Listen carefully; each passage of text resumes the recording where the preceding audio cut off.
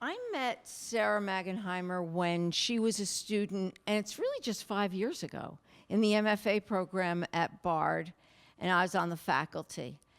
And she had come to Bard. It was a few years since she was out of school. She'd gone to the museum school in Boston. She had studied, had a BA from Tufts in women's studies and film theory.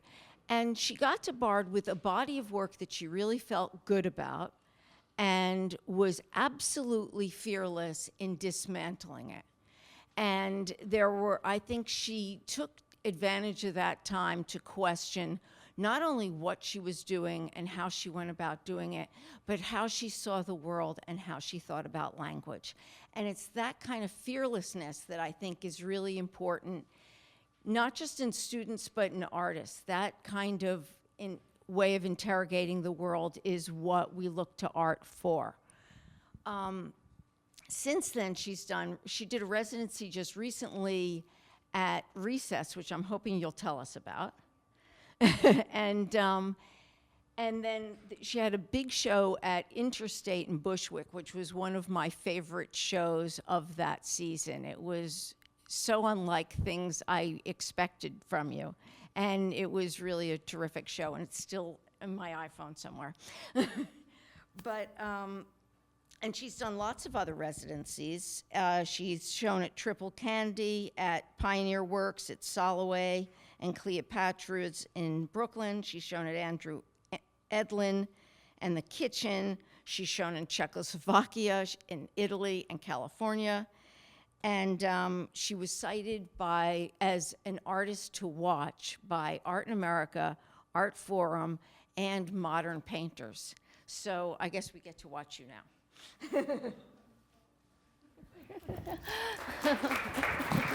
Thank you so much. Hi, I'm Sara.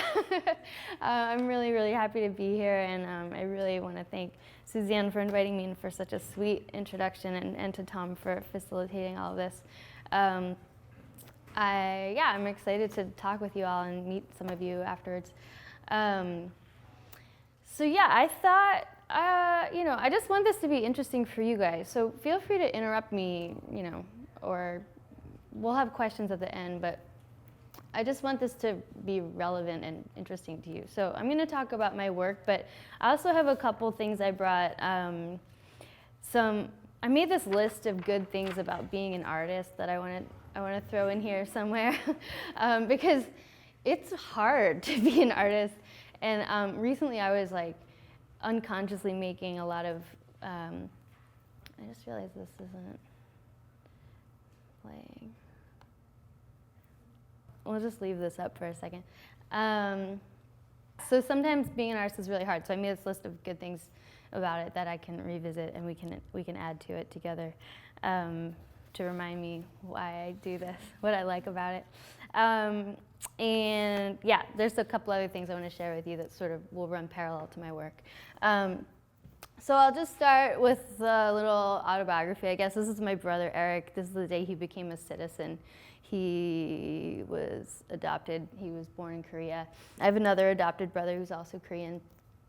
And my grandmother, she's no longer alive. She was an Italian, Spanish, and French teacher at a South Philadelphia high school for girls. I'm from Philly, and I have my mom's side is Southern, South Philly, Southern Italian kind of people. And my grandma was really interested in embracing and passing along her Italian heritage, which, she was born in 1913, so, in the 30s, 40s, 50s, that was not that cool. People were really assimilating. And in contrast, my dad's side, who was from Northeast Philly, they were all Polish, German people, but they kind of just merged into one. No one talked about whether they were Polish or German. It was just kind of that general thing. And I remember my dad saying that his dad changed his birthday to be close to when his friends' birthdays were. Like there was just so much pressure to assimilate. And so it was funny to have these two sides together. But anyway, so I'm just bringing this up in terms of, like Suzanne mentioned, I'm really interested in language and the sort of slippage of signs and arbitrariness of certain meaning assignations to linguistic signs, but also sort of cultural gestures. So we did a lot of stuff growing up. Oh, also I should mention my aunt, my mom's sister, adopted 3 kids, one from Guatemala, one from Vietnam, and one from Bulgaria. And so like our like Christmas and Thanksgiving were just like, you know, really, and everyone was celebrating everyone's culture all the time. So it was like a lot of like, you know, a shrine to Our Lady of Guadalupe, and then also like my brothers had all these Korean, you know, ritualistic garments, and we did a first birthday ritual, which is really, does anyone know about the Korean first birthday ritual? Yeah.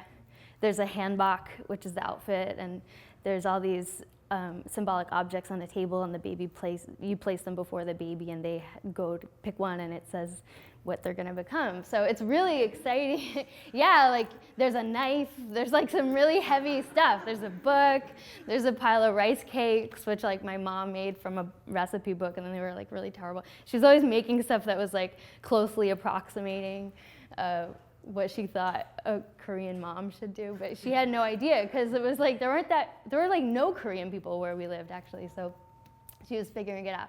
So anyway, so I think that spirit of just like, I don't know what to call it, like optimistic appropriation or something, like really does, you know, unconsciously end up in my work. Everyone's like reenacting their childhoods all the time, whether they like to or not. So anyway, that's something. So yeah, I guess just going off of what Suzanne said, I did enter BARD ready to dismantle my work, and partially that was because I had taken like a 7-year break in between undergrad and grad school, and during that time I was in a band, actually 2 bands, and I was touring a lot, and I really wasn't a part of the art world at all, and really came back to it after. I always thought of myself as an artist, and I had been making concurrently with being in the band like a whole body of video work and things, and I was showing here and there, but I was not really living in New York actually. I was traveling a lot, and then I lived in California for a little bit, and then, you know, so in terms of just being a part of like a real New York-centric art conversation, I felt like a huge outsider, and in some ways, maybe that freed me up. I don't know. It made me feel like just very curious and open to what people were doing. So one of the first things I made, let's see, yeah, when I was kind of making, after this kind of shift, was this little short video. It's only 1.5 minutes long. So maybe I'll just play it.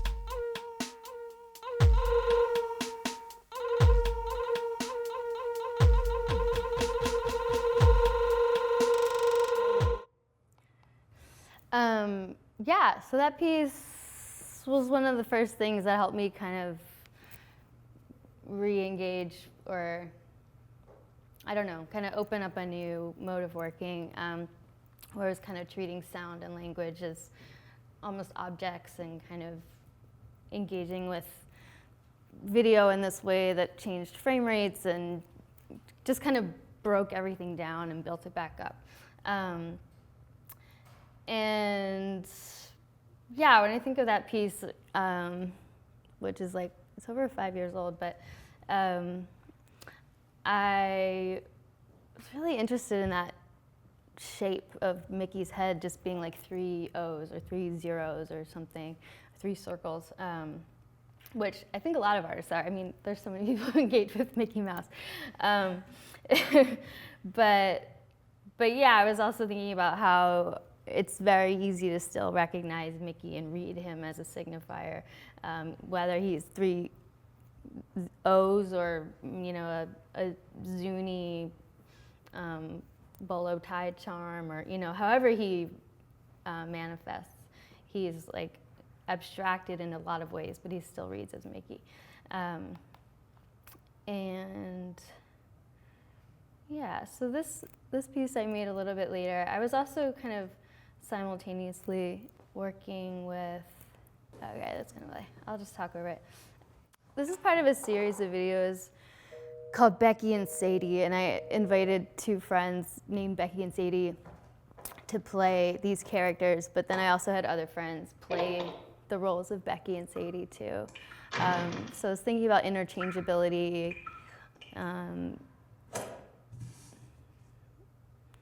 treating these women as objects, questioning the nature of objects, sound as an object, kind of disrupting a lot of modes of reading.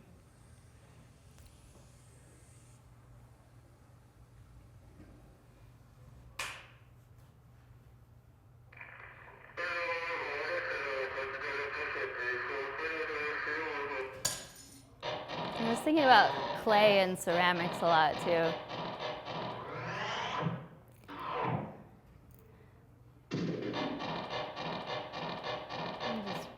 Here's another piece I made with them where I asked them to act like they were in a band, but their instruments were fruit and vegetables mostly.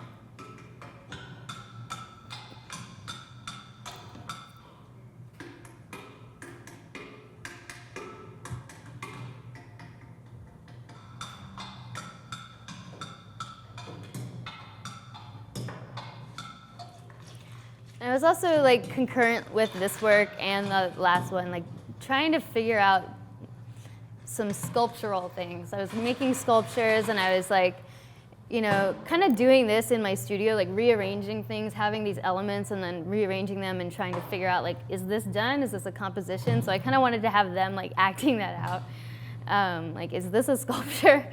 Or is it an instrument, or is it temporary, or what is it? Is it useful? Is it failing? What's going on?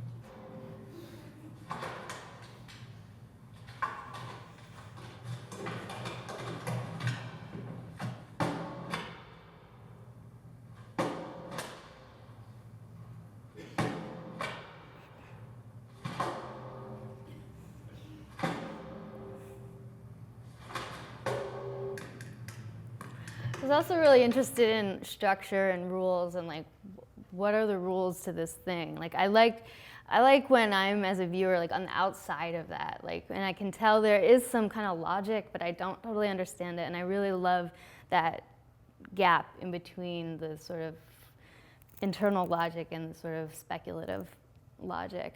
And I like that you see them kind of make up a game and then change the rules halfway through, because that's what I'm doing. I basically had them act out like what it means to be an artist or something. Okay, let's see. I'll play an excerpt of this next video. So this video was made like around the same time, a little bit later, using the text of Ada Byron. Do you guys know who Ada Byron is? She's Lord Byron's daughter, and Tilda Swinton plays her in a movie. She's also known as Ada Lovelace. Yeah, she is known as the mother of computer programming. She was a real genius and kind of invented rudimentary computer programming language using Charles Babbage's early computing machine. So I came across this letter that she wrote to her mother, kind of talking about how it felt to discover the power of her intellect. So this video is kind of a diptych. The first half is this kind of more pastoral thing, where I have this tuba player playing these like English standards.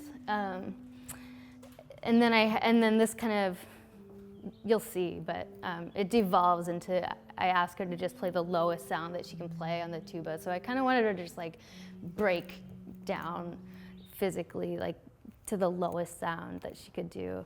And that leads into the next part where I'm like voicing Ada Byron's words. I'll just play like another minute of it or something.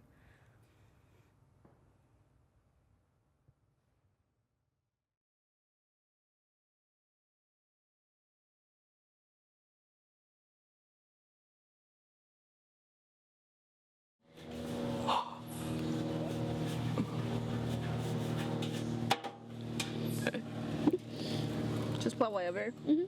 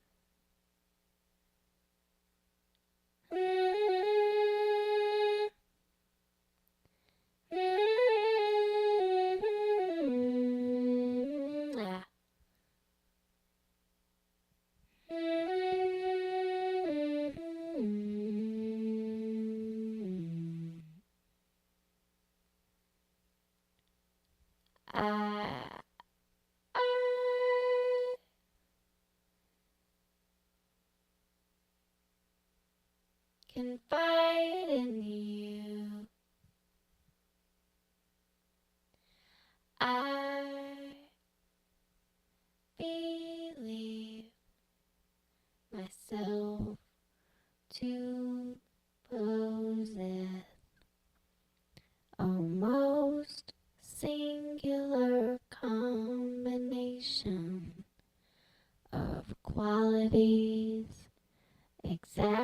perfectly fitted to make me preeminently a discoverer of the hidden realities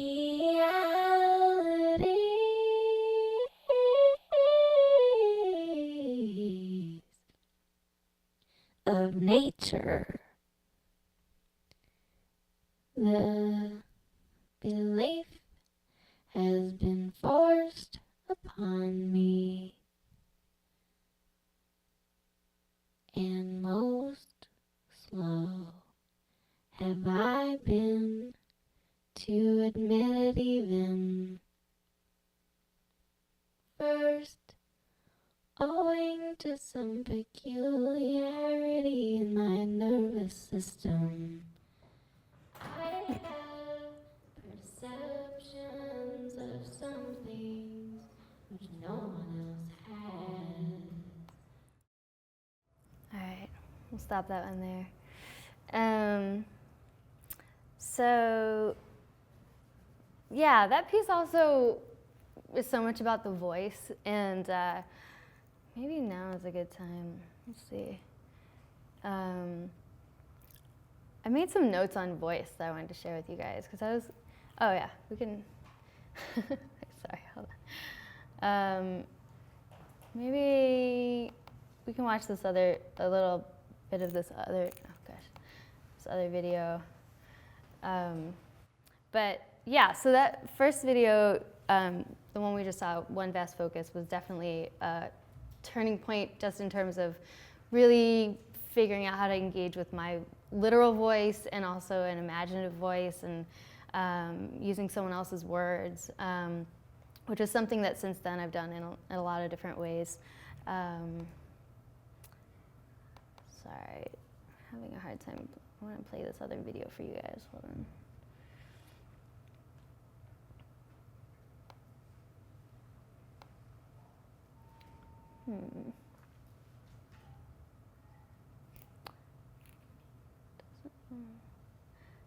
Oh, actually, this might be playing. It starts out with a lot of black. Maybe I'll just be patient.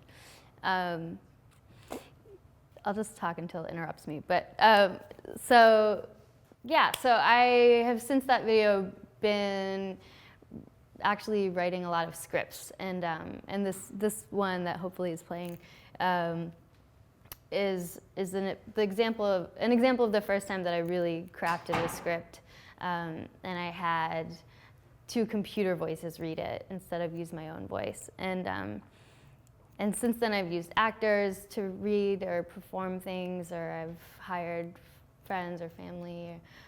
I never pay my family, but hired them. But yeah, so I'm really interested in the voice and sort of, what are the qualities that it can add to something? What are its limitations? What does it even mean to have a voice and use it or not use it? How does a voice actually highlight silence? What does silence mean in the context of spoken word? All right, I think this is not playing. I have another way I can show this to you. Okay, so I'll just show part of this. This is called 7 Signs That Mean Silence, and I've screened it, and I've also shown it as an installation. So I'll show you some of the video first, and then show you images of the installation. But yeah, so it's a conversation between two people who What is it? voiced by computers.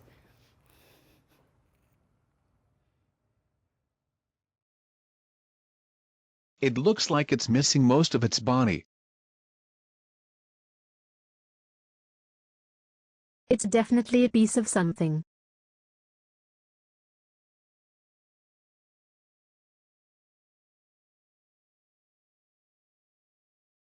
Maybe that's all it is. Maybe it's a new kind of thing and that's the whole thing.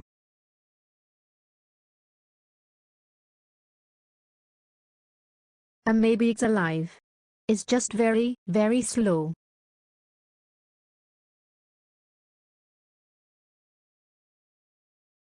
Yes, maybe it's a type of thing we've never seen before.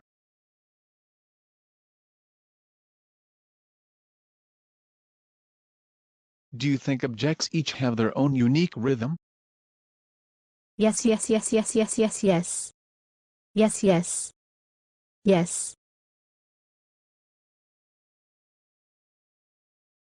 What is the rhythm of a plain white t-shirt?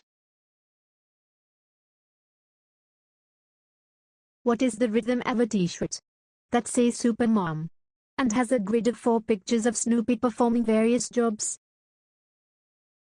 What size is it? Large. SNOOPY Super MOOM. This movie is too much. We need an interlude.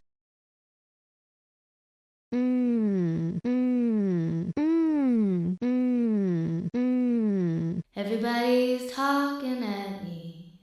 I don't hear a word they're saying, only the echoes of my mind.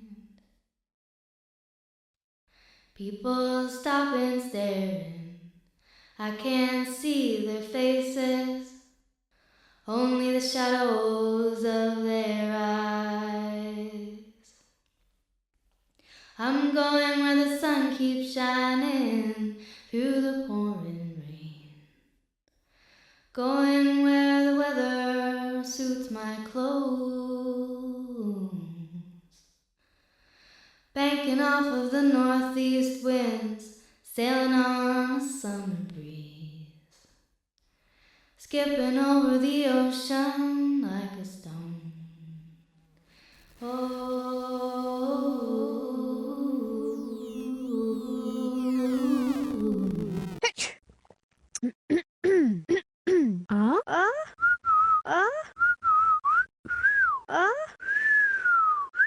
Wow, wow. Sorry. We got disconnected. I don't know what happened. Nobody ever knows what happened. It's dark. I can't see. Blink your eyes. Blink your eyes. Blink your eyes. Oh wait, I see something. It's Kate Moss getting into a helicopter.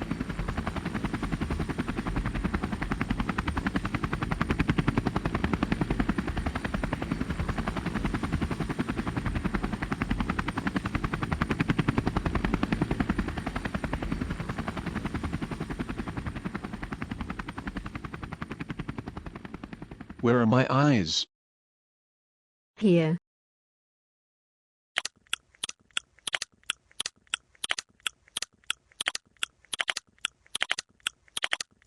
Aha! If political regimes are father figures, what kind of dads are they? Okay, so it goes on and on for a while, but they go to a protest and they kind of wonder about what these signs that they're seeing are, and they're symbols for silence, and they kind of try and interpret everything. So I don't think we have time to watch the whole thing right now, but I was excited about that piece just because a lot of reasons. It just like I realized that here's it shown as an installation too. There's some of the objects that are referenced in the video, and some that aren't.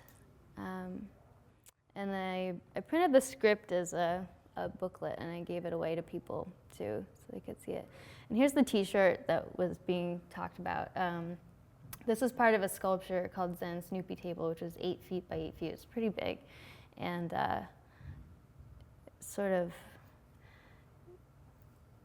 interested in some of the themes that came up in the video, but exploring them in physical space, kind of visually punning the way language is punning, and thinking about. I found this T-shirt really fascinating. Like, I don't know, maybe it's just a silly T-shirt, but I was just like, super mom. Like, I didn't know Snoopy had a gender, and then it was a mom. But then also, like, in these 4 pictures, you can kind of see like Snoopy's like baking, and then a chauffeur, and then like I think a nurse and a lawyer maybe. So it's sort of like still gender neutral, but like performing this super mom, like it's like an 80s like mom. I don't know. There's just like a lot in there. I felt like.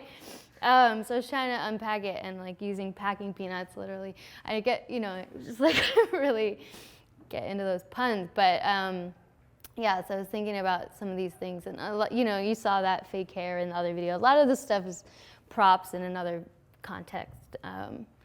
So it's hard to pin it down. But I guess before I move on, this is another show I did at Cleopatra's Gallery. It was a 2-person show with Sadie Laska, so she made those paintings on the wall and stuff.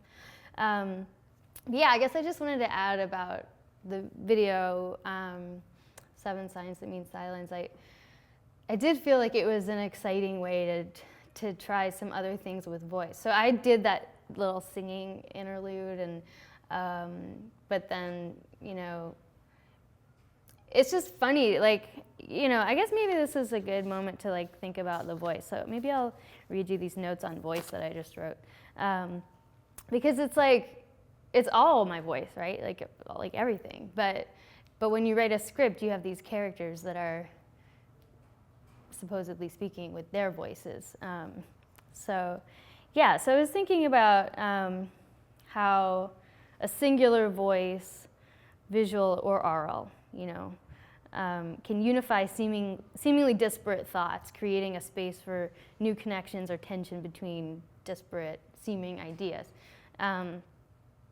Also, the breakdown of voice into non-linguistic utterances is about the ultimately physical bodily manifestation of concepts, cognition, identity. The voice as language, but also as failure of language. The voice as language as insufficiency.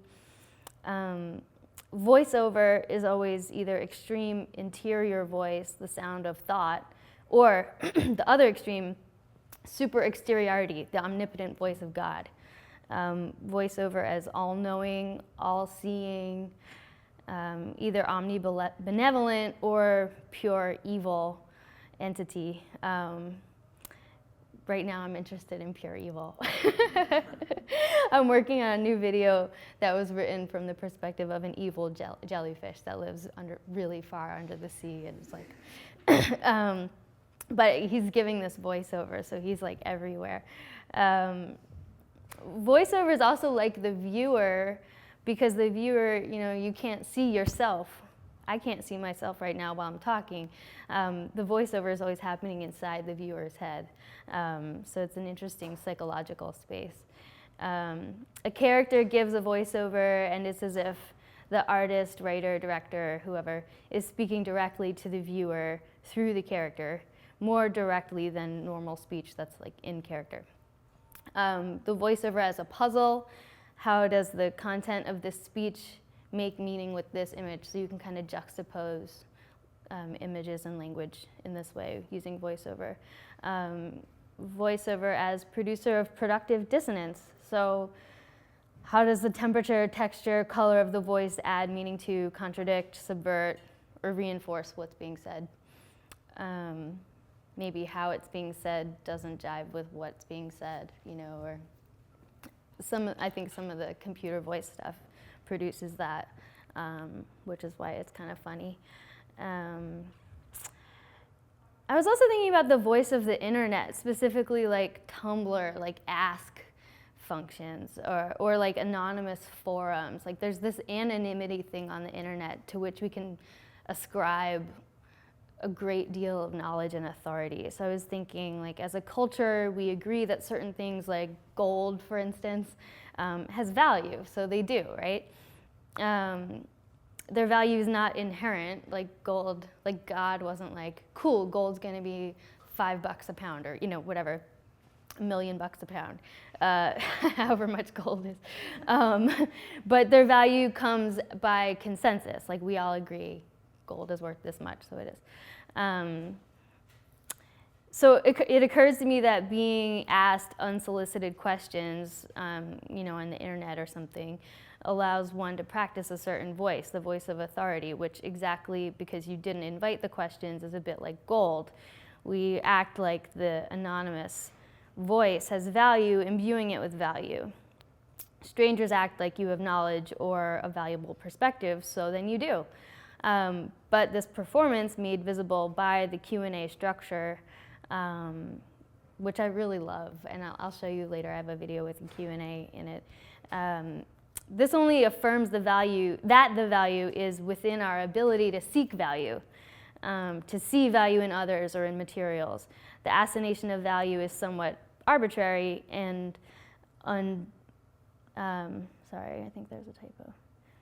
Well, it's just contingent on our imagination and our optimism. So if we can kind of, and I kind of feel like that was happening in 7 Signs too. It's sort of like, I'm really into imagination. I feel like that's really silly for an artist to say because it's like assumed that everyone is, but I don't know. I like that.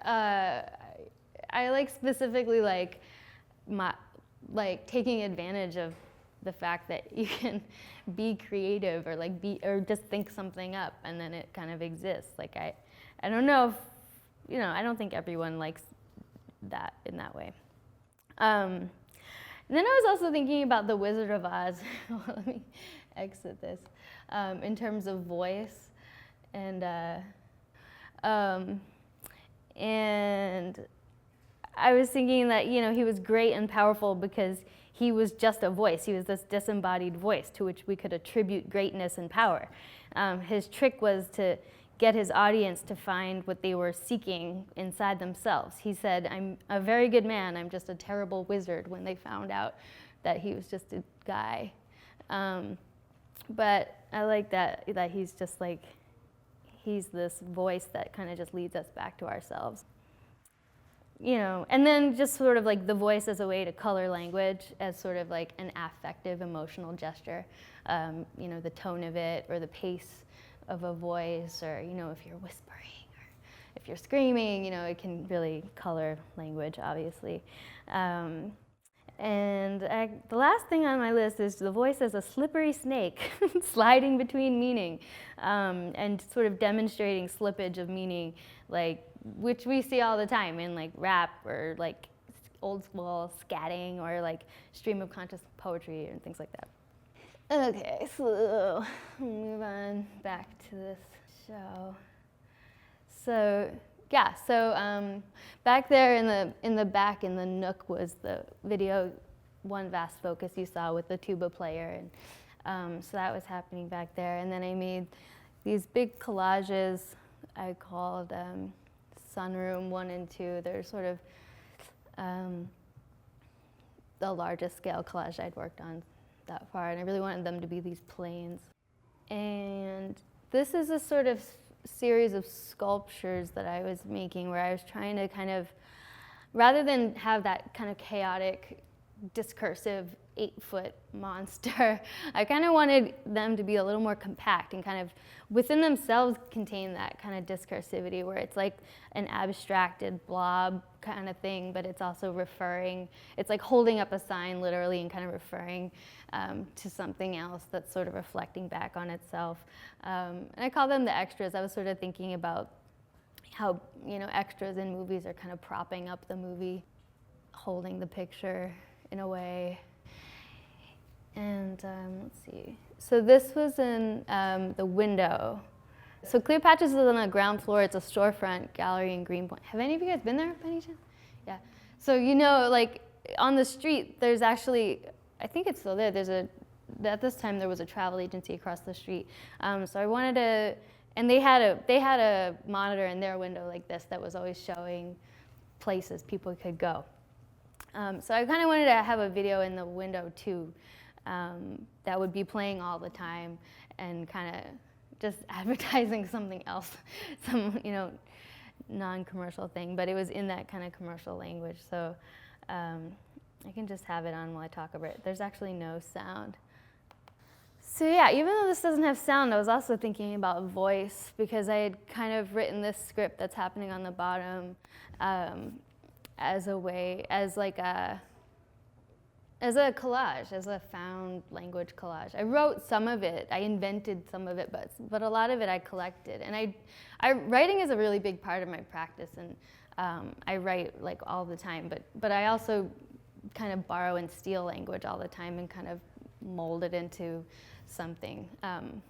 So I don't know if you guys, I use this program called Evernote. Does anyone use it? I'm really kind of evangelical about it. I really love it. I have like a zillion notes, and it works well for me because I am very associative in how I work, so I can just fill it up with different things that I notice or something, and then I can just do a search for a term like, voice, for instance, actually, literally, and then I, had made all these notes and kind of compiled them into one thing. So it allows me to work really organically. So that's how I work to sort of compile like all this language into one thing. Maybe while this is playing in the background, I'll just say, how are you guys doing? Is everyone okay? Okay. I was thinking about what are some good things about being an artist, and I think I said this, it's like so hard, I feel like, to be an artist. And like, I think when you're younger, maybe you think it's gonna be one way, and the reality of it is different. And it can get really tough. So yeah, I made this list because I find it to be challenging. Recently I was thinking like, why did I do this? Yeah, I was in like a dark place, and I was like, why did I drink the Kool-Aid? Like, I could have done so much with my life. But I do love it, and but I had to remind myself of why. So yeah, I wanted to share this list with you. If you want to add anything, shout it out. But here's some things I personally really love about being an artist. Freedom, period. You make new friends because you go out, you circulate, your ideas also circulate. So also your friendships are kind of based on things you really care about, which is actually really great. And kind of the opposite, I feel like people criticize the art world for being kind of superficial and stuff, and I don't have that experience at all. Like, I find that my friends are just like so invested in what they care about, and that's such a great way to connect with someone. It's an active process. It's necessary to stay engaged in things in order to keep making art that interests you, so you really have to just stay active. You stay interested in your life beyond your immediate scope of things, like things outside of your friend zone or your comfort zone or your immediate community. You stay interested in like the world at large, including immaterial things. You stay interested in the immaterial world, which is really valuable because the material world is, as they say, temporary. Having a robust inner life helps when the shit hits the fan and you lose something or someone or all your things, as can happen. This is a Nicki Minaj quote. "All these bitches is my sons," which I don't mean in, she means it like, let me show you how it's done kind of way. But I think, I like to take it really literally. You guys can tell I'm basically like Amelia Bedelia. But like, as in like, you make so many things that you love as an artist. Like, you are giving birth. You're like having a lot of sons almost, and daughters. And so you make these things you love, they come from your heart, they're a part of you, and then they go out into the world, and you don't necessarily see them all the time. You kind of lose sight of them. And they accumulate in the world. Your ideas, your, physical manifestations of your ideas accumulate. And the more there are, the greater chance you have of kind of running into your son. So I think you have more compassion for everyone you meet because you're kind of doing this process over and over. And like, you know, you're continually like putting yourself out there. I think anything that increases your ability to be compassionate also increases your ability to see beauty and connect with others, and therefore it deepens your sense of humanity in yourself. This makes you a better artist. It's a really good cycle to be involved in. And part of this creative cycle is that because you can see, you know, quote, beauty, whatever that means to you, in everything, potentially everything becomes useful. Even abject, disgusting, or incredibly painful experiences. So that's pretty great. This helps give your life meaning, and it gives you a sense of empowerment and control in your most vulnerable moments. You feel empowered to risk exposing these vulnerabilities, these crucial elements of your human struggle to others, making your art more meaningful and more powerful. It is like a vicious cycle of good things. Being an artist is a good way to practice keeping your eyes open, and this enables your powers of observation to grow stronger.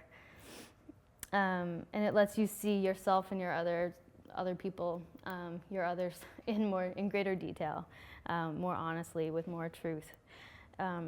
As an artist, you have permission to notice ephemeral things, or anything, really.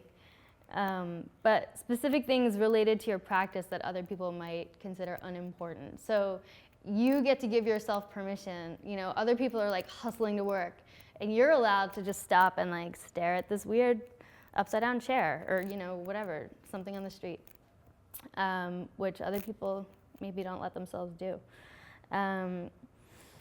You can have a deeply personal experience as well as a public one with the same set of ideas, which I think is a really interesting way to navigate the world too. Like I'm like alone working on this thing, and it has all these different meanings and associations to me. But then I get to play it like on the street and talk to the, you know, random Polish person in Greenpoint who walks by and is like, "Is this a travel agency?" You know, or, you know, they say something about it, or even just my friend says something about it. So I like that. There's just a couple more. Risk is its own reward. It's necessary to take risks to be an artist. That's not necessary in other jobs, necessarily.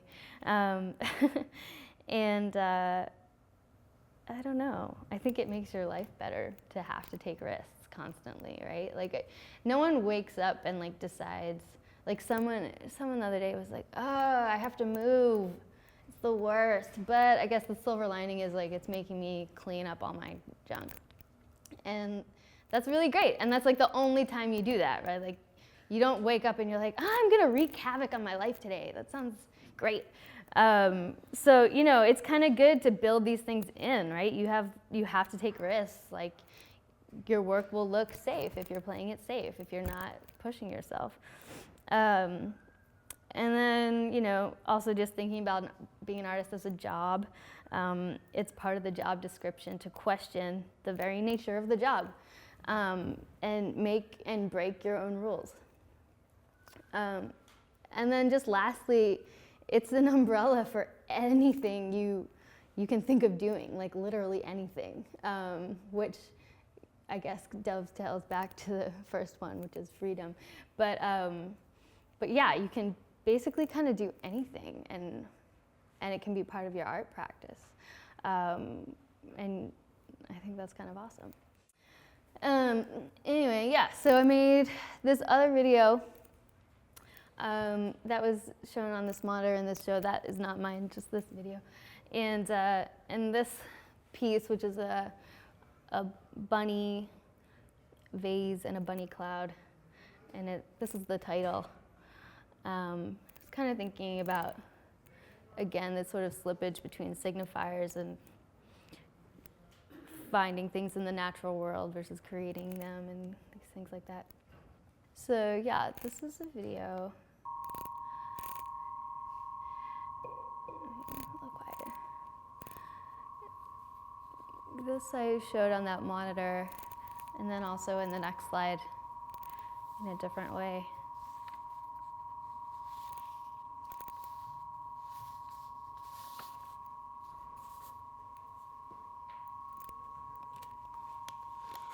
I'll just show you a part of it, but I made this in my studio, and I was really trying to engage with these objects and sound itself as an object.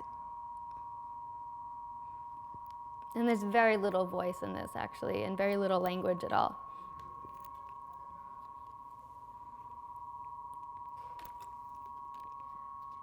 Shh. Shh. Shh. Shh. Shh. Shh. Shh.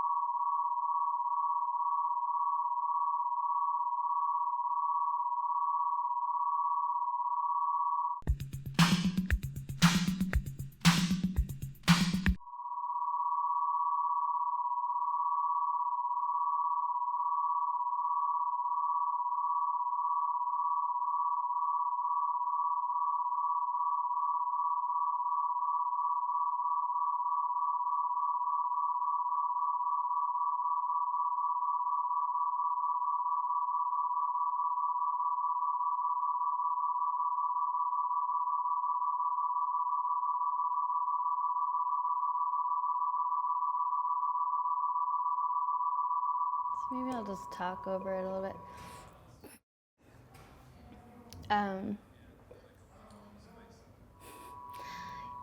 You might recognize that hand from another sculpture. Things kind of just, you know, bleed into one another. But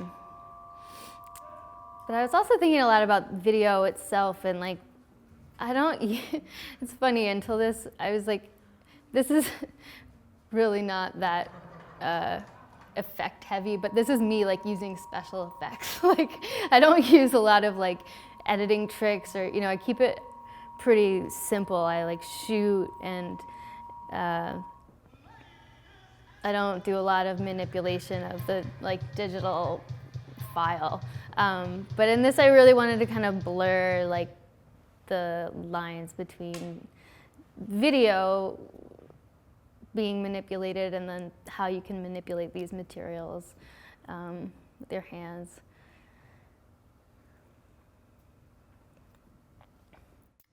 Then I showed it in Chicago, and I also made these collages around that time. So I made, this one's called Your Name Stays the Same, Objects Around You Change. And I did a residency where they had a letterpress. Has anyone ever worked with letterpress before?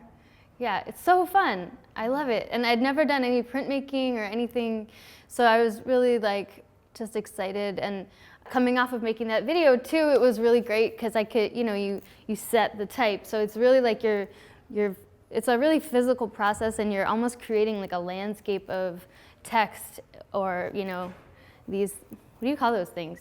Dingbats? That's like a tech term. I don't know, whatever these other things are, shapes. You kind of arrange it all, and then you can kind of rearrange it and mess with it. So I made a ton of prints, and I still have a lot of them that I'm kind of messing around with. This one says add a mark, and I was doing things where I would like photograph something and kind of just collage it on top. And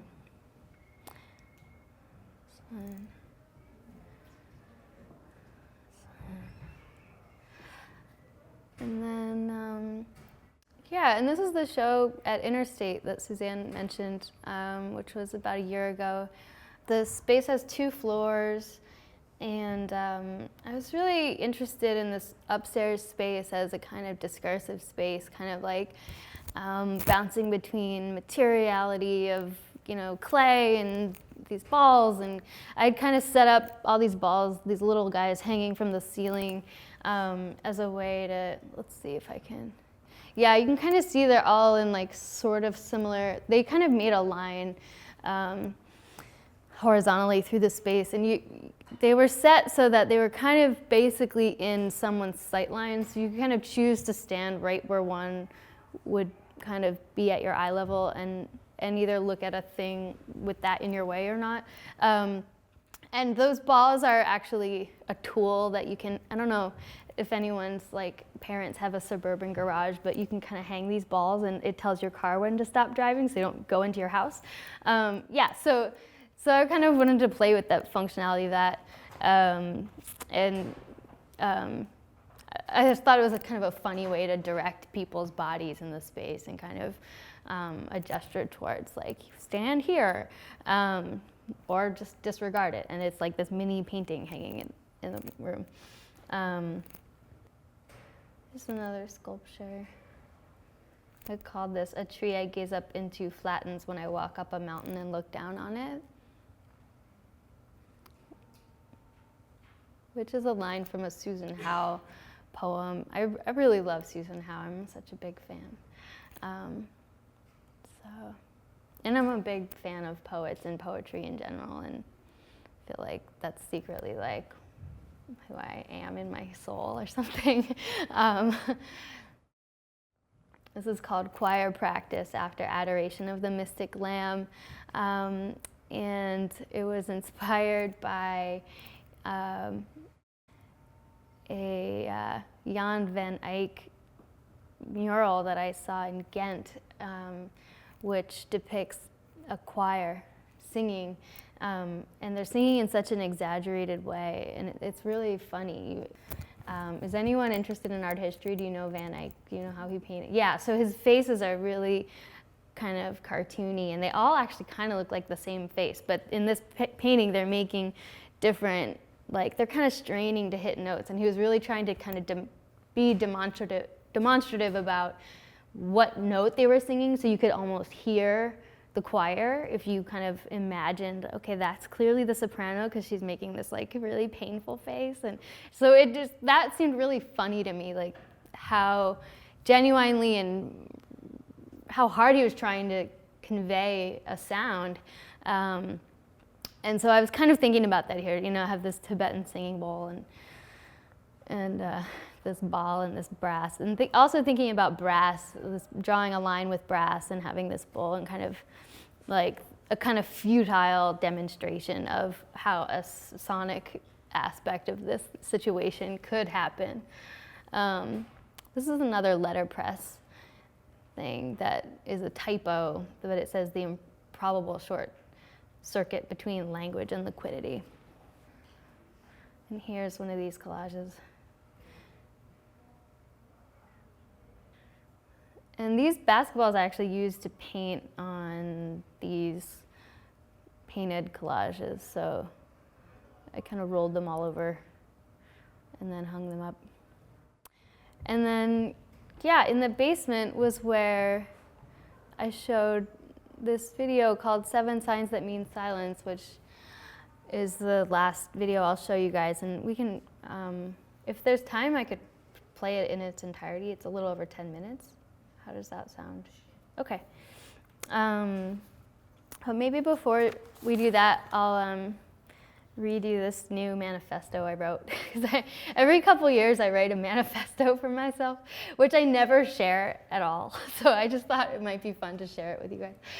But it's really just kind of notes to myself about my own process and like what I want to focus on right now, and kind of my own attitude towards my work. Manifesto is a little bit of a joke. It's not like what I think everyone should do, or you know, how we're going to change the world through art or anything like that. It's really just like about, it's kind of self-helpy.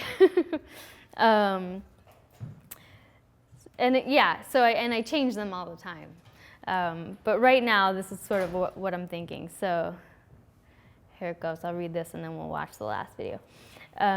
Get the flow going. Spend time on things that feel good, give you energy, feel interesting, not like homework. Outsource only the aspects of the work that stop the flow. Act as logs in the stream, diverting resources or energy and weakening momentum.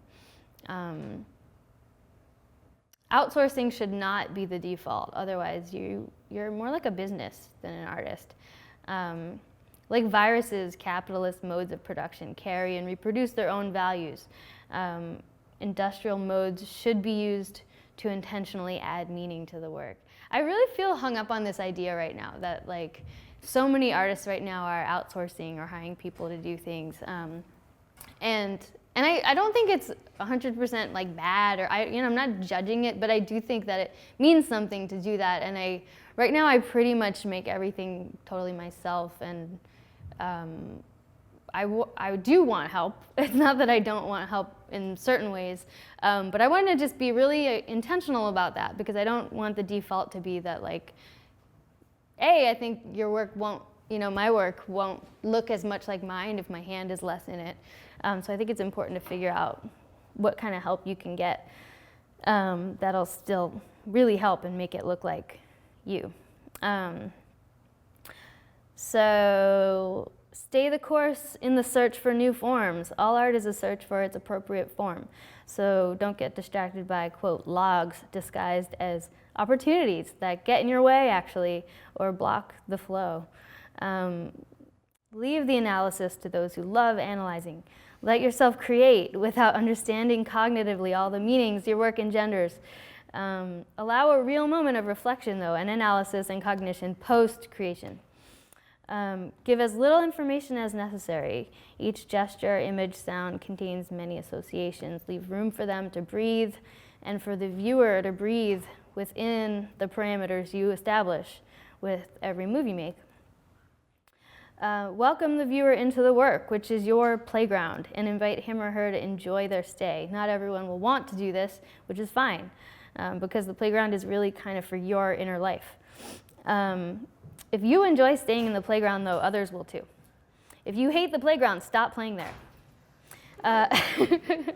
Sometimes you create your own hell, you're like, I have to stay, I have to figure it out. And then sometimes you're just like, no, I made this up, so I can stop making it up right now.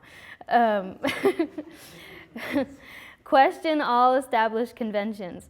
Throw out the ones that limit your flow, the logs in the stream.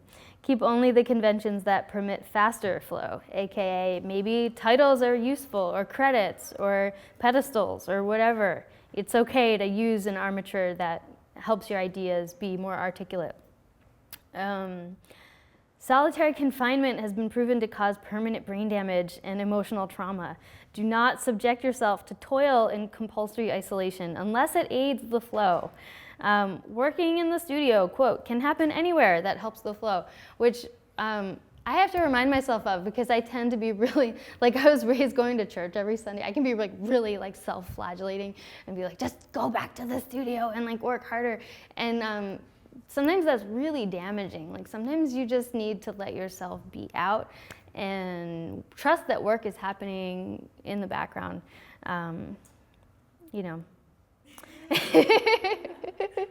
There's all the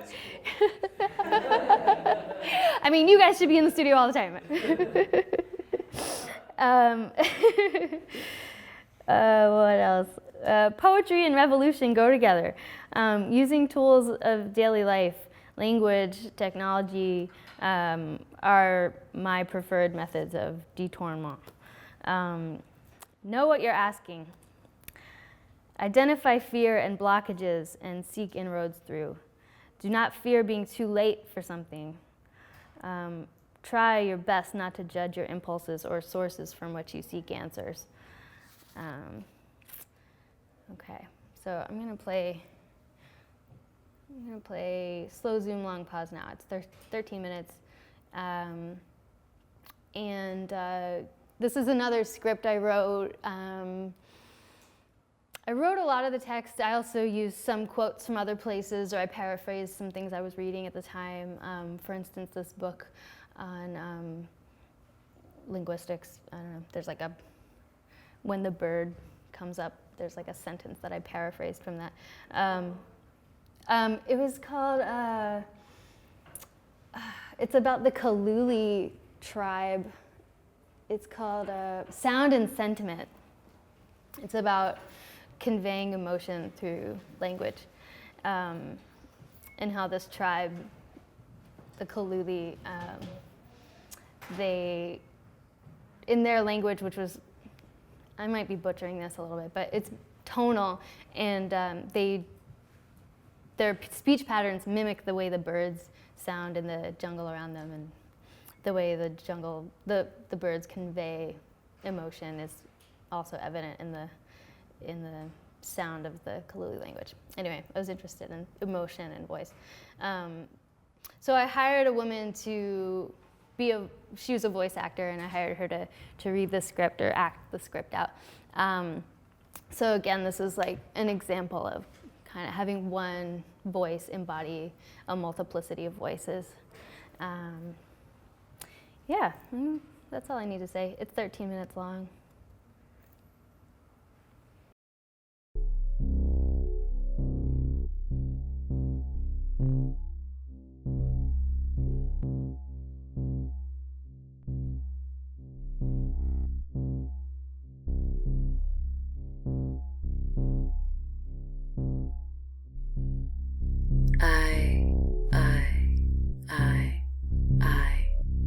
One. I'm alone in a plain white room. I miss you so much, everything hurts. Even my skin. The membrane between the inside and outside of my body vibrates with pain and confusion of not knowing where to be if not next to you. Skin pulling in all directions at once, nearly drawing and quartering me. My eyes hurt from not looking at you for so long, and instead having to look at people and objects I find much less attractive. My entire inside hurts because my heart is sinking lower and lower the longer I go without seeing you. It's pulling my other organs down with it. Everything inside me wants to sink down into the earth and begin to decompose. My body wants to become dirt, but I'm still alive. I don't need you, I don't need you, I don't need you. I want you so bad, you know? I cry all the time for no reason. Is this fair? Do I feel afraid?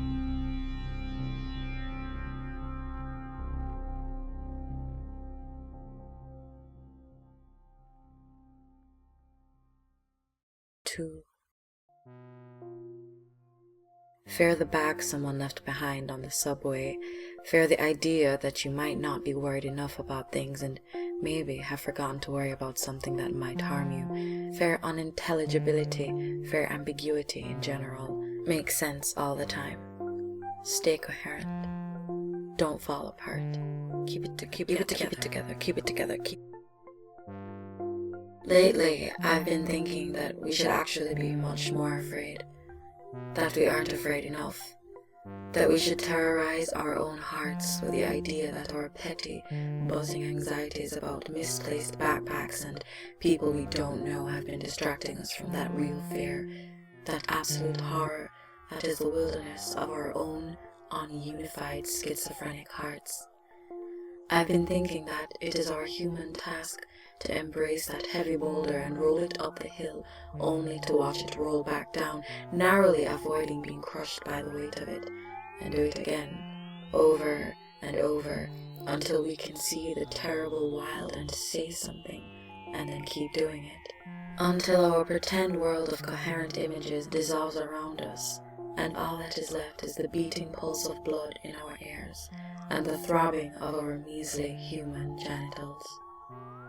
We should be afraid of living our brief blink of a life on this planet, under the thin veil of made-up convention, rather than blowing that fiction up and telling the scary, messy, complicated truth in the harmonious polyphony and dissonant cacophony of voices that shoots out like fire from each singular starving mouth.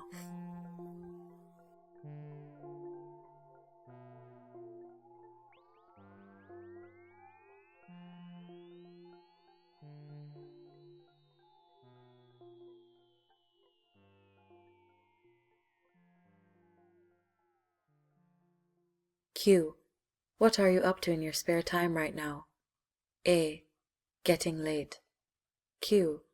Getting laid? A. Yes. I am. Q. What is your favorite letter of the alphabet? A. U, but upside down. I also like O, because it's the same coming and going. I was out late last night. Q. What did you do? A. I went to a club called Wiggle Room. Q. I don't like going to clubs. A. Why not? Q. I always feel so alone. A. Oh, maybe you're going for the wrong reasons? Q. Why do you go anywhere? A. When I need a loan, I go to the bank. Q. Tell me about how you eat when you're alone. A. I bought $15 worth of fruit and ate it all within 5 minutes. Q. How old does an object have to be considered timeless?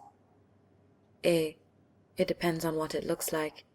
If it's a rock, it's already timeless, because you can't tell how old it is by looking at it. If it's a woman, she's in her 20s, but she looks like a beautiful woman. Q. How long are you? A. About 20 minutes on average. Q. How do you make nothing? A.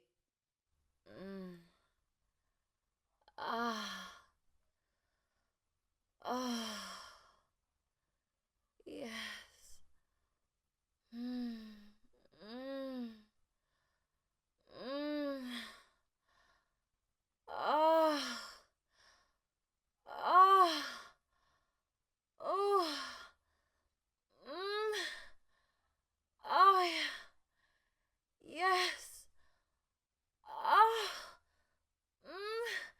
Yes. Yes. Yes. Yes. Yes. Ah. Ah. Oh. Yes. Ah. Ah. Ah. Ah. Ah. Ah. Ah.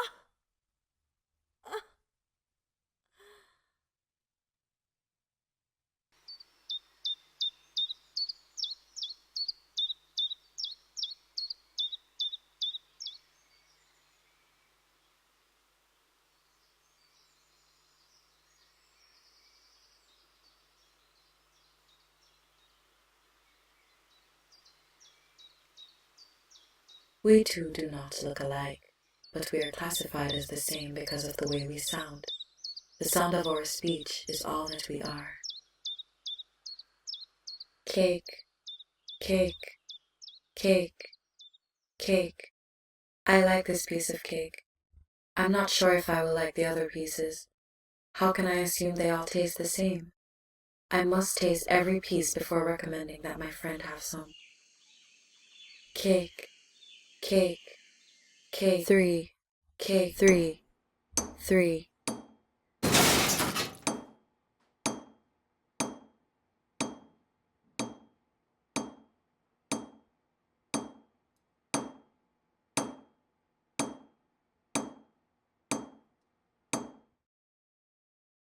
Slow zoom, long pause.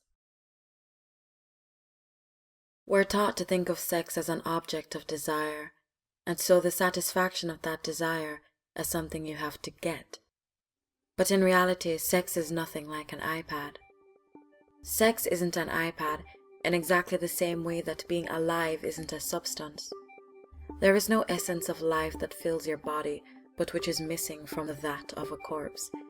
Everyone used to think that there was something you could distill out of blood or fraction off of breath, and that the presence of this substance in medicines was what lent them their power to cure. Now, of course, we know that life is not an essence you could isolate into a product, but instead that it's a process. Same with sex. Fucking is change. Sex is the chance to remake yourself on the anvil of nature, to remake yourself in whatever shape pleases you. It's our opportunity to unlearn the lessons we didn't know we were receiving. Every orgasm is a hammer blow, and beneath the sparks you are malleable. The vulnerability of being naked with another person does not come from being close to harm, but from being close to freedom. 5.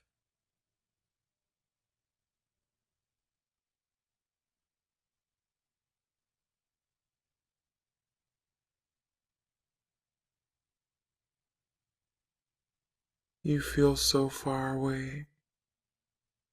I ache for your body, and over the phone I suggest we have a baby. Knee-jerk attempts at intimacy. What do I even really want? Forgive my aggressive fumbles towards your impossible arms. You feel so far away, and I haven't told you nearly everything. 6.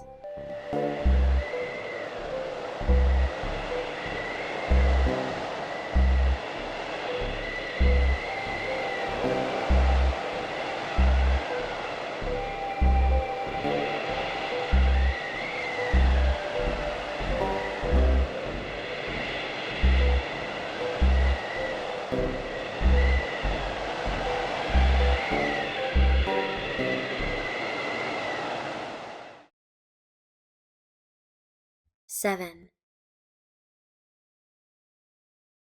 The womb is a fictional place inside the body. We are all born of this fiction. Our birth is the confluence of language and sex, as a result of a human desire to transcribe on ourselves the story of our past and future. The word in language is half someone else's, like a newborn. Q. Sometimes I feel like a bunch of curtains. A. Then open them up. Q. What are computers? A. New drums. Q. What is a drum? A. Language. Q. What is nice? A. Ice. Q. What does every word mean?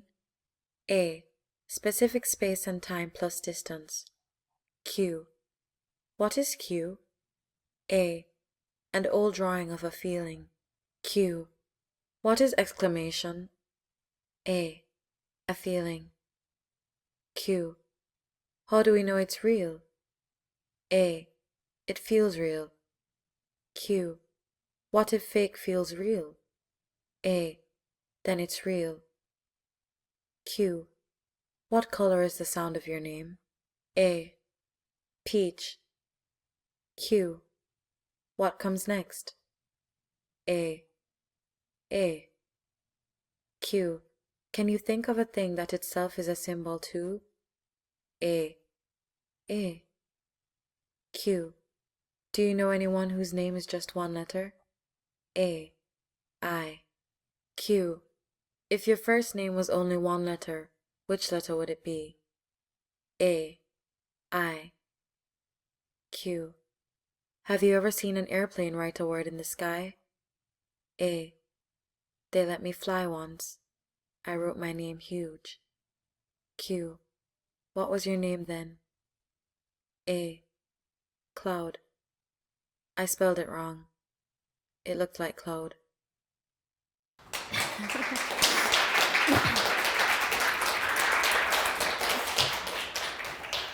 Thanks, guys.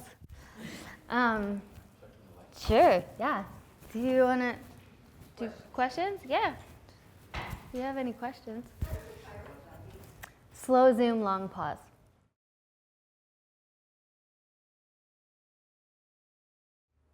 Yeah, the process is kind of similar in some ways. I think I always played with other people, and I think since kind of moving away from performing like as part of a band, I've learned to kind of internalize the aspects of the band that I really liked. Like there's this thing that happens in a band, like is anyone here in a band? You know, you bring something to the table, they bring other things to the table, and then you do the things, and then this other thing happens, right? Like it's like a magical, there's some kind of catalytic energy to that dynamic that creates a sound and an experience and a performance that's bigger than all of you. It's like a combination of all your energies, but it's like exponential. And I think part of the catalytic aspect is the fact that there's a lot of risk and unknowns involved. So you're like doing something and you know someone has to react in the moment, and it's similar to video in that it's time-based in that way, but I do feel like I try really hard to internalize that process of like making a gesture and then responding to it almost as if from like another perspective or something. Yeah. There were two. One was called Flying and one was called Womb. It was like 7 years of my life, a lot of touring. It was like actually a big part of my life.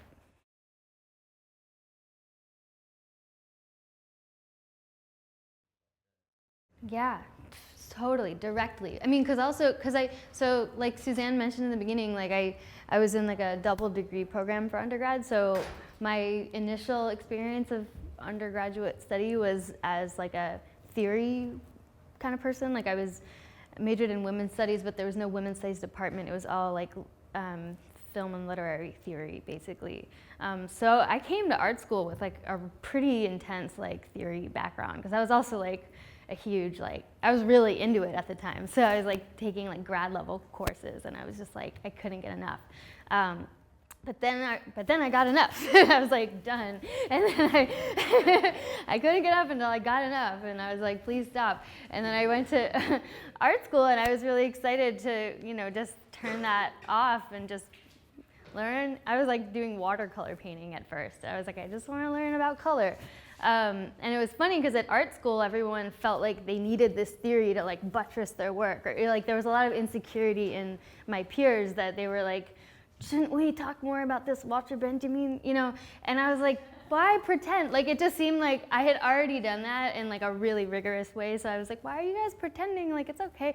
I don't know. So I just felt, so at that time I was really grappling like in a really clear way, because also there weren't that many other people who were doing that program of study. So I felt very alone in like those, just navigating that, you know, like how do you resolve your analytical mind with your creative one? And I think a lot of artists have to grapple with that. And I think my own solution is to try and, well, almost not grapple with it actually, and just let it do whatever. And, you know, I mean, I'm a deeply like self-loathing, like insecure person at times, like in my studio. But my goal is to try and, you know, trust myself more and more, and just trust that, you know, my voice will come through. Whoops, I don't know what happened. Yeah, and that those ideas always come through. You know, what you care about always comes through, and you can always tell with your, you know, with someone, your peer or something, if they're making work and they're like, and I'm just gonna slap a little Freud on it, right? Like, it looks like they slapped Freud on it. Like, it doesn't feel that real or authentic. So I think you just don't need to worry about it, and just trust that it'll come through, and it's okay. Yeah, that's what I would say. But then, like, it's really important to like talk to people after and seek out, you know, like there is, like, I still love theory, and I still love like people who, you know, are really dedicated to it. Like, there are people who that's their whole thing. So like, you don't have to be that guy too, in addition to being an artist, but you can seek out those people and be like, please help me like kind of break this down. But it can't all happen at once. I think that's the thing. Like, there have to be these stages. Sister Corita Kent said that. Do you guys know her work? Yeah, she's a pretty amazing teacher, so I learn a lot from her. Yeah, I think when people go to grad school, they're just like ready for inviting criticism, and ready for like opening up themselves to a new community. And I was just at that point. Like, like I was just saying, like I had a pretty intensive like 5-year undergrad experience, and I like studied Chinese. Like, I was like really excited about all that those schools had to offer, and I just like took advantage of it all. And then I got like kind of burnt out on it. So, you know, I kind of needed 7 years in between to like just process what had happened. Like, that was a really intense 5-year period when I was in school. So yeah, I think I just arrived at a moment where I was like really ready to open up again. And I really only wanted to go to Bard. Like, it's so funny. Like, I didn't know anyone who had gone there personally, but like I just had this feeling intuitively that it would be a really great place for me to go. And I felt so lucky that I got in, because like I said, like I didn't know anyone, like I wasn't a part of like the art scene. Yeah, I was, but I didn't know how to talk about them, and I wasn't really looking at like that much contemporary art, so I don't know. I just felt like, here I am. Like I just kind of showed up like, what's going on, guys? Like, what's everyone up to? Like I just wasn't, I was in rock clubs every night and doing that, so I don't know. Maybe that helped, because I didn't feel like I knew everything or something. Yeah. But it seems like your films are a synthesis of a kind of improvisational quality that comes from being in rock clubs, and another thing, which is what is it when two people talk to each other? What happens in language? Where's the slippage? What don't we understand? And what happens? I mean, where punning becomes, it's like, oh God, not that pun. I know. To this other thing that's about deconstructing meaning. Yeah. Yeah. So the theory comes up, but it comes up as a game. Yeah. I think that's what I'm interested in terms of theory. I mean, I'm like kind of pragmatic, I guess. Like I never enjoyed. I mean, I was interested in Derrida, but like I was more interested in the theorists that were interested in really communicating something rather than demonstrating a kind of theoretical prowess or something. So I don't know. Yeah. Well, I have a similar comment, Yeah. I think, to the last couple. I mean, one of the things that was most striking for me in watching and listening was, I guess I would describe it as kind of sympathetic reverberations among different topics and also different kind of postures that you had towards things. So on the one hand, the things that you said about voice, especially the interiority, exteriority, which I hadn't thought much about, which was really fascinating. Oh, good. But those voice comments and demonstrations sort of reverberated nicely with what you were saying about outsourcing work. So I started thinking about voice as like, it's a question about, well, how inside me is it and how outside is it and still me and so on. And then that was kind of echoing with this, your performance of being an artist with the manifesto. And so it was like, well, I'm both inside it and I'm outside it. Right. And I'll give you the rules as a way of showing, here I follow the rules, so I'm inside, but that I can name the rules makes me outside, and I'm giving them to you in my voice and showing you them as well. So it was like, it's sort of along the lines of what Julia and Suzanne were saying about your work has this really nice quality of like deep theoretical engagement, but that comes out in like these very kind of crystalline images and forms, which is really simple things about what is the voice and where is it from and so on. Well, thank you. Sorry, there's not a question. Yeah, I don't know. I think it's like what you were saying about simplicity actually like is maybe a way that I do feel like playing in the context of like punk stuff or things like that did really inform my aesthetic sensibility. Like I remember, well, I don't know if you know this band Deerhoof. Do you know that? We used to tour with them a lot, and they're good friends of ours. And the lead singer, English is not her first language, and all of those people in that band, they're really brilliant musicians, but they're interested in a songwriting structure that's pretty catchy or simple, and like her lyrics can sometimes be like so simple. Like they have a song where she just says like dog on a sidewalk like a bunch of times, and and I remember like touring with them. Yeah, the chorus is I saw, and then she goes back and says dog on the sidewalk again. And I remember just like being like in the audience one night on tour and like listening to them sing that song, and I was just like, yeah, that's why like this, they're not a punk band, but they have a lot of affinities, and I just feel like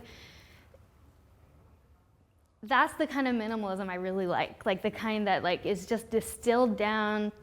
There's no ornamentation on that, like I mean, their music is actually really complicated and kind of Baroque in the way it's composed, which is really impressive, and I like that a lot. But, and I mean, I have my tricks, and, I'm not like trying to be like, well, it's really simple. But yeah, I like simplicity, I like to have like moments where there's just like, it's kind of distilled down, and I'm not trying to be too fancy. I don't know. Well, many have sung it. The version I know is Fred Neil. I think Fred Neil wrote the original. Everybody's Talking, that one? Yeah. Well, you know the famous scene that it's playing during? In Midnight Cowboy, yeah. The last scene. Yeah. So I can't hear that song without seeing the boss. Right. On their way to Florida. Yeah. Yeah. Dead. Yeah. I know. It's really cinematic. Yeah. But it's also seeing it disconnected from the thing that you're associating with. It's part of the content and intention of what you do. Yeah. Yeah. I asked you one thing before, which was, maybe you tell us something. Was there an aspect of this that was part of your performance at Recess? Oh, right. Gallery on Grand Street, and they always accept people to make proposals to them to do an occupation or to have a show there, and it's a very rangy place. Yeah, I didn't include anything in this from there just because that project that I started there is still ongoing and I haven't finished it, but it's going to be like a longer term thing just because what I did was I called this project False Alphabets, and I wrote a script, and the script is a very long monologue that is delivered in my movie by a radio DJ. And she's played by a real-life musician named Eleanor Friedberger, who used to be in a band called the Fiery Furnaces. I don't know if anyone knows her, but yeah, so she is a longtime friend of mine and a really great performer. So she played this role. Her name was DJ Angel Food, and she's kind of like a lone wolf, like kind of just talking into the ether. And her script is like an amalgam of a lot of different things. But yeah, I was researching like the radio DJ and cinema, which is like such a fun, fertile territory. Like there's such a long list of like how sound is used as almost like a character. Like the voice of the DJ is almost like simultaneously a character and like a plot propelling device and omnipotent voiceover that's almost like disembodied. I'm thinking right now of Pump Up the Volume. You guys know the DJ in Pump Up the Volume. He's just kind of narrating what's going on that hot summer day, and they keep coming back to him, but he's like always in the booth. Yeah, so I shot a lot of stuff with her and I got some amazing footage. And then this funny thing happened actually with that project where she is in the process of making a record, and so we were doing these performances and shooting in Recess's space on Grand Street. And as kind of like the climax of the whole residency there, it was like a month and a half or something. She took my script, which was 10 pages long, and she made it into songs that she and a backing band performed for like an audience, and we shot it as part of the movie, and people were coming in off the street. It was like a really amazing night.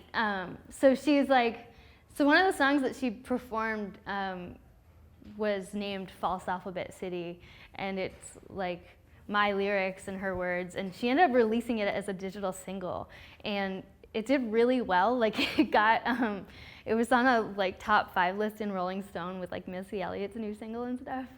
So it's just like this funny moment where like that project is like not done, but like that happened, and then I made a trailer for the project that she used as a music video for that song, and like that is on the internet. And Right, that's on the website. yeah, I think that's on my website. Yeah.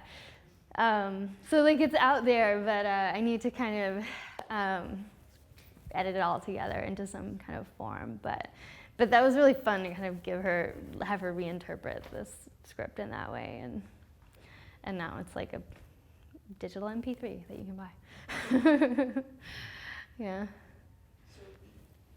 Well, thank you. Thank you guys. Thanks a lot.